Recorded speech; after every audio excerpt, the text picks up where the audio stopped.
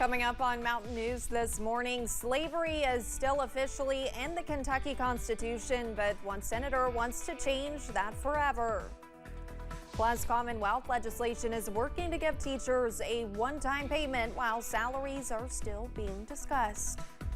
Dedicated to Eastern and Southern Kentucky, this is WYMT Mountain News this morning. Good morning, I'm Olivia Calfee. We are coming up on 6:30 on Monday, February 26th. Now let's check in with meteorologist Tim Drawbridge for a look at your forecast this morning.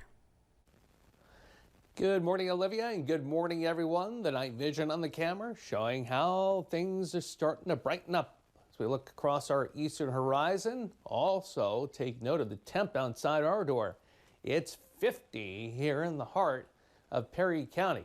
So we have a few showers we'll show you on the pinpoint Doppler radar in just a couple of moments.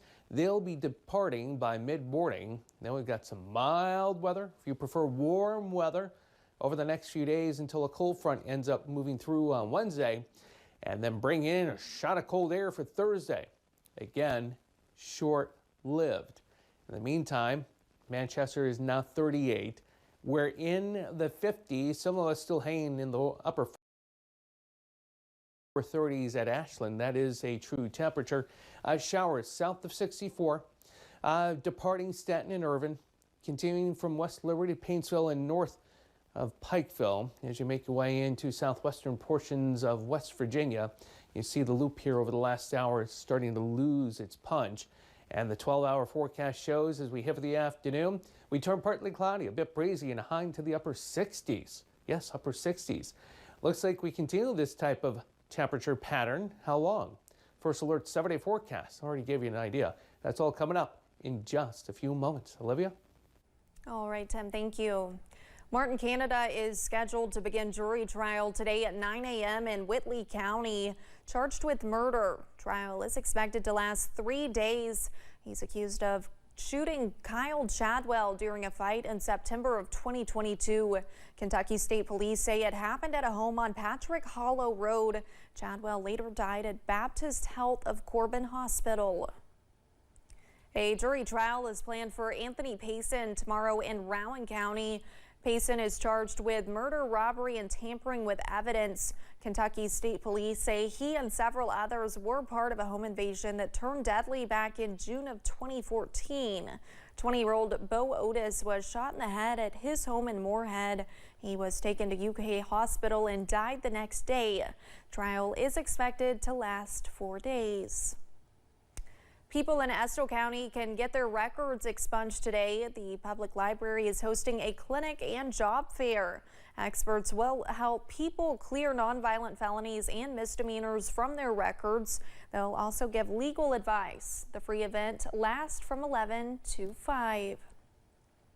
Slavery is still on the books in Kentucky. It was abolished in 1865, but remains in the state's constitution. As Samantha Valentino shows us, one state lawmaker has filed legislation that changed that. Section 25 of Kentucky's Constitution reads, quote, slavery and involuntary servitude in this state are forbidden, except as a punishment for crime, whereof the party shall have been duly convicted. But the Constitution still says that it's allowed as a punishment. I think we ought to change it. Senator Whitney Westerfield filed Senate Bill 231 on Tuesday. It would change the Constitution to say, quote, slavery and involuntary servitude in this state are forbidden. The symbolism of making that change, the statement of making that change, and agreeing as a people that we can change our most important governing document to eliminate that language, I think would be an easy vote, both for the legislature and the people of Kentucky. If SB 231 passes, the decision to change the Constitution would lie with Kentucky voters. A proposed constitutional amendment would appear on the statewide ballot, asking Kentuckians if they're in favor of the change. I'd like to think that amendment would probably pass with flying colors, and there wouldn't be any sort of opposition to that. Seems like a simple change. Senator Westerfield says amending Section 25 of the state's Constitution would send a strong message. To say, you know what, this isn't going to happen, but we're not going to ever let it happen. We want to make sure that this language is changed and reflects what we all believe to be the case, what most of us believe to be the case, that all men are equal. and they need to be treated equal with every word of the Constitution we've got. In Frankfort, Samantha Valentino, WKYT.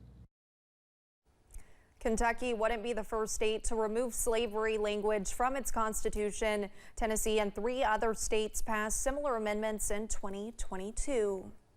Some Kentucky lawmakers are hoping to see progress on a bill that would change how elections work in the Commonwealth. Kentucky is just one of 4 states that holds elections in years when there is no presidential race on the ballot. Senate Bill 10 would shift state constitutional office elections to be at the same time as presidential election years. The Senate passed the bill last month, but the House has yet to take any action on it. Democrats explained why it's not a top priority for them. The fact that we can focus and that voters can focus just on that instead of having to focus on everything from president to the local jailer, is really well. We want people to focus just on Kentucky and just on Kentucky issues instead of nationalizing the gubernatorial race. Senate Bill 10 is a constitutional amendment, meaning that it does not require the governor's signature to be referred to the ballot. House lawmakers have filed nearly 700 bills this session. One of the latest is House Bill 694. It would give Kentucky teachers one-time payments of $2,000. Other school employees would get $1,000 payments.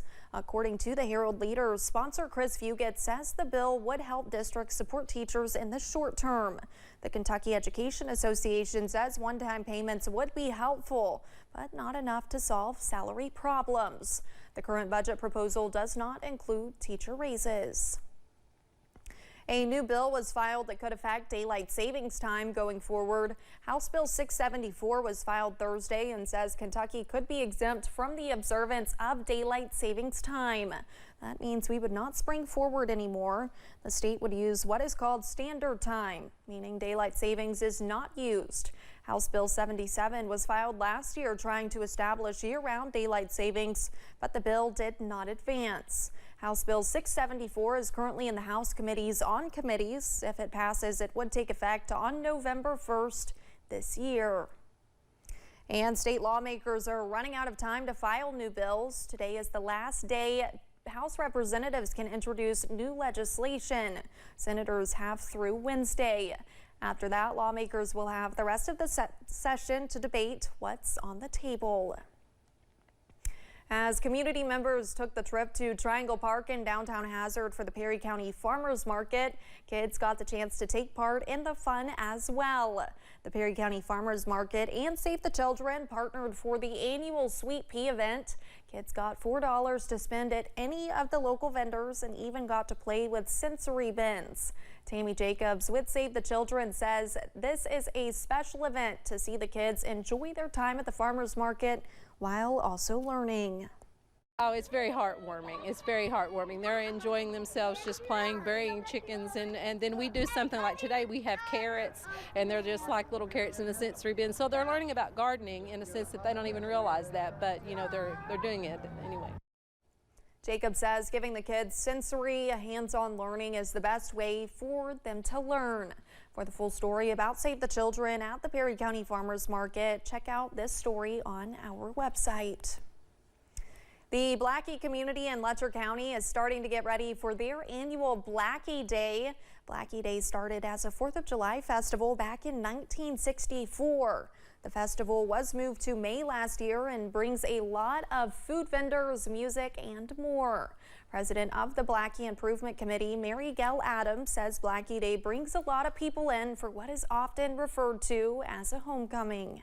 They grew up here and they went to school at Stuart Robinson School, and it's a homecoming. You should see the families that they come for that purpose. It's like a family reunion for them, and they love it.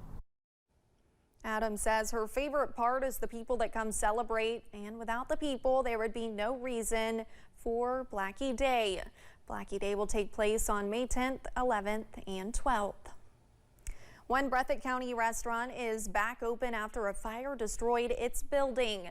WYMT's RJ Johnson visited Country Kitchen on its first day serving folks in a new temporary location. Where once stood Country Kitchen, 3 years of serving the community with home-cooked meals and a smile was burned down. Very devastating when it happened. And of course, when we were notified, we came straight up to the building. It was totally engulfed. Watching everything we've worked for the past 3 years that we put into that place was just gut-wrenching. Owner Benjamin Ford says they didn't know what was next for them. It's been a journey. We had to do some soul searching, where do we go, what do we do next? But knowing deep down we love to serve people and we love to serve the community, we knew we had to come back. Saying they never realized the impact they had by serving people. It's kind of eye-opening because you just get wrapped up in working every day and you don't really realize the impact that you can have on people. So they got to work, trying to find a place where they can open while they rebuild. We've always wondered, what it would be like to be downtown with so much history, to actually be in a building that has, I think this building's been here like well over 100 years old. So to be in something that's that profound in Jackson. Ford says the support from the community helped them during this time. To see some of the folks that we've not seen in over a month has been just heart-wrenching. I mean, it's amazing. It makes you feel that big push of support behind you. It's good to know that they're there. We love all of our customers. We see them out in the grocery store and see them other places, but the best interaction has always been in our restaurant. Allowing them to continue not only serving food, but serving memories. In Jackson, RJ Johnson, WYMT Mountain News.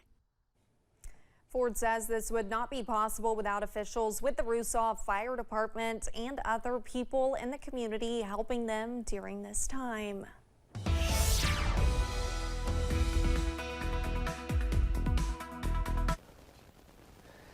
And a good Monday morning to you. Oh, it feels good outside this morning. Look at these temps. All right, don't look at Manchester. It's a bad data report. This is valid out toward Grundy at 33. Same deal up at Ashland at 33. But I'll get out of the way and check out toward Wayne County. Monticello at 61. And that mild air will continue to stream in from the west and southwest as the pinpoint Doppler radar still shows shower activity. Basically, south of 64 extending as you make your way into extreme southwestern portions of Virginia. And this will continue to depart over the next few hours. All right, let's go ahead. We'll broaden the view out. And again, we'll see everything continue to play out. And something happened here. Hold on a second, guys. 1, 2, 3, move that over. And let's drop down here. Give me 1 second. And we'll get this with the hour-by-hour forecast as we head through your Monday, and the showers depart by mid-morning. Will turn partly cloudy and a bit breezy with a forecast high this afternoon into the upper 60s. We'll see whose garage door I ended up opening up, but more importantly, we'll let you know how long the mild air lasts. Your first alert 7-day forecast coming up in just a few moments. Olivia? Thanks, Tim, and thank you for joining us. The time is now 6:42. Still to come on Mountain News this morning. There is new hope for a temporary ceasefire in the war between Israel and Hamas as details emerge of a potential deal.